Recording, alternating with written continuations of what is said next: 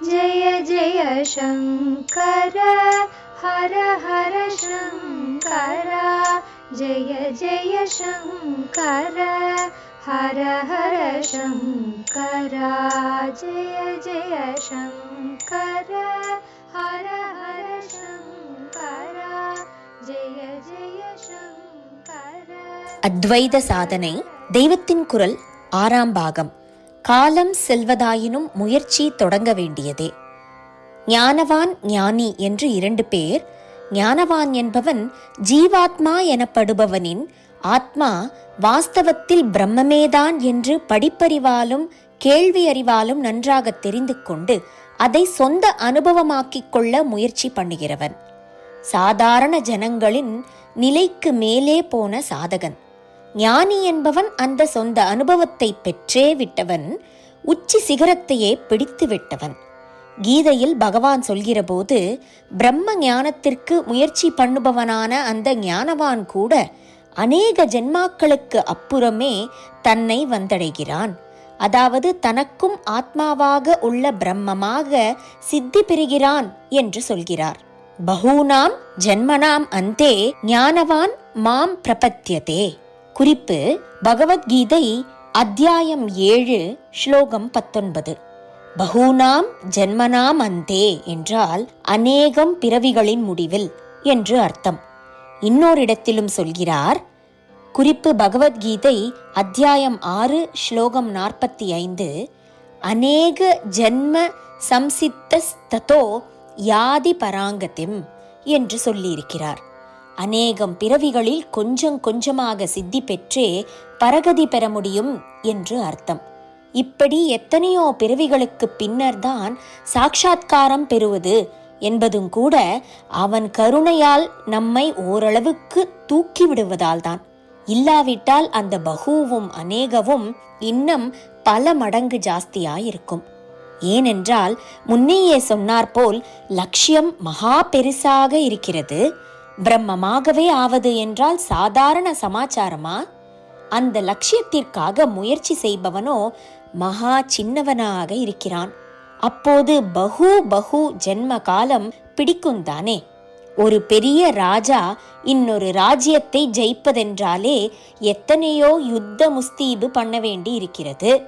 அப்படி இருக்கும்போது சாதாரணமான ஒரு தனி ஆள் ஒரு ராஜ்யத்தை பிடிக்கிறேன் என்று புறப்பட்டால் எத்தனை பிரயத்தனம் பண்ணணும்.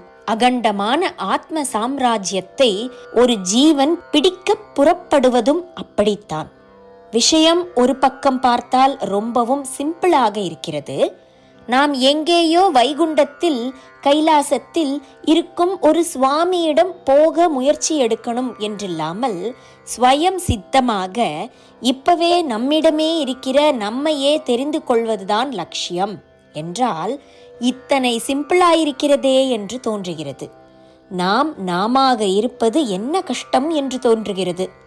ஆனாலும் காரியத்தில் பண்ணி பார்த்தாலோ இதைவிட கஷ்டமான சாதனை எதுவும் இருக்க முடியாதென்று தெரிகிறது. கத்தி முனை நடை மாதிரியாக்கும் இந்த சாதனை என்றே கடோபனிஷத்தில் சொல்லியிருக்கிறது. குறிப்பு: கடோபனிஷத் 1.3.14 தேக்கு 6:16. ஆனாலும் அதற்காக பின்வாங்கப்படாது. அதட்டுவது போல் வெகு கம்பீரமாக சொல்கிறார். எழுந்திருடா, முழிச்சுக்கோடா. வெகு கனிவாக சொல்கிறார். உசந்த ஆச்சாரியர்கள் இருக்கா, அவளை போய் பிடிச்சிண்டு வழி தெரிஞ்சுக்கோப்பா. கத்தி முனையிலேயும் ஜோரா நடந்து பாஸ் பண்ணிடலாம் என்று கஷ்டத்தையும் சொல்லி அந்த கஷ்டத்தை சாதித்து ஜெயிக்கிற வழியையும் சொல்லி இருக்கிறது. ஆகக்கூடி கடின சாதனைதான் என்று தெரிகிறது. ஆச்சாரியாளின் குருவுக்கு குருவான கௌடபாதாச்சாரியாலும் நன்றாக பயமுறுத்தி சொல்லியிருக்கிறார். அத்வைதந்தான் அபயநிலை. ஆனால் அதை சாதிக்கவே யோகிகளில் பல பேர் கூட பயப்படுகிறார்கள். ஏனென்றால் ஒரு தர்பை நுனியாலே தோய்த்து தோய்த்து உதறியே சமுத்திர ஜலம் அவ்வளவையும் காலி பண்ணுகிற அளவுக்கு விடாமுயற்சியோடு பிரயாசை பண்ணினால்தான் மனசில் இருந்து எண்ணத்தை எல்லாம் உதறிவிட்டு ஆத்மாவாக இருக்க முடியும் என்று அவர் எழுதி வைத்திருக்கிறார். குறிப்பு மாண்டூக்யோபனிஷத் காரிகை 3 ஸ்லோகம் 39 மற்றும் 41. ஆனாலும் எழுதி வைத்ததற்கு காரணம் அப்படி உதறவும் முடியும் என்பதுதான். அதே சமயம் இதிலிருந்தெல்லாம் என்ன தெரிகிறது என்றால், பொய் நானை போகப் பண்ணி நிஜ நானாக இருப்பது ரொம்ப ரொம்ப சிரமசாத்தியம் என்பதே. பொய் நான் தான் மாயா சிருஷ்டியான மனஸ், நிஜ நான் சத்தியமான பிரம்மம். எத்தனை கஷ்டமானாலும் எத்தனை ஜென்மா பிடித்தாலும் அந்த முயற்சிக்கு நாம் இன்றைக்கே பிள்ளையார் சுழி போட வேண்டும். தள்ளி போட போட ஜென்மாக்களும் நீண்டு கொண்டேதானே போகும். ஆத்ம விஷயமான முயற்சியில் இப்பவும் நாம் இறங்கவில்லை என்று வைத்துக் கொள்ளுங்கள். அப்போது என்ன பண்ணுவோம்? இன்னும் நிறைய தப்புத்தண்டாக்கள் பண்ணுவோம். புதுசாக பண்ணுகிற இந்த கர்மாக்களினால் உள்ளுக்குள்ளே மனசின் சிக்கு இன்னும் அடையாய் ஏறி ஜென்மாக்களும் மேலே மேலே குட்டி போட்டு கொண்டுதான் போகும். அதனால் தப்பிப்பதற்கான பிரயாசை எவ்வளவு சீக்கிரம் முடியுமோ அவ்வளவில் ஆரம்பிப்பதுதான் புத்திசாலித்தனம். தப்பிப்பதற்கான பிரயாசை என்று ஒரு வார்த்தை சொன்னேன், முயற்சி பண்ணணும் என்றும் நடுநடுவே சொன்னேன். இந்த இரண்டையும் தான் சாதனை என்பது.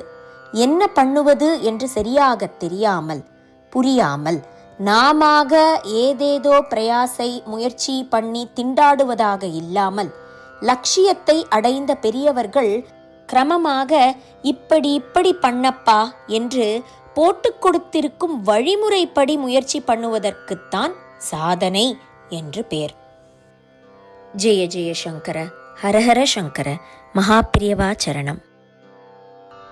जय जय शङ्कर हर हर शङ्कर, जय जय शङ्कर हर हर शङ्कर, जय जय शङ्कर.